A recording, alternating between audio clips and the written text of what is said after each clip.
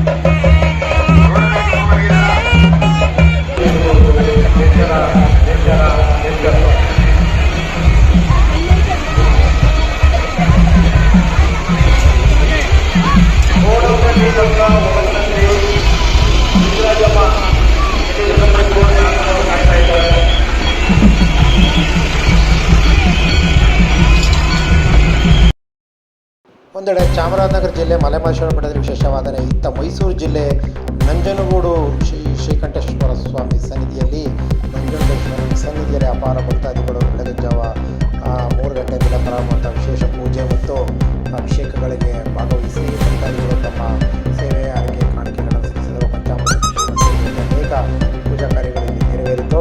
ಶ್ರೀಕಂಠೇಶ್ವರ ಸನ್ನಿಧಿಯಲ್ಲಿ ಶಿವರಾತ್ರಿ ಅಂಗವಾಗಿ ನಡೆದಂತಹ ವಿಶೇಷ ಪೂಜಾ ಅಲಂಕಾರ, ಪ್ರಸಾದ ವಿನಿಯೋಗಕ್ಕೆ ಭಕ್ತಾದಿಗಳು ರಾಜ್ಯದ ವಿವಿಧ ಭಾಗಗಳಿಂದ ಕೂಡ ಅಲ್ಲಿಗೂ ಕೂಡ ಆಗಮಿಸಿದ್ದರು.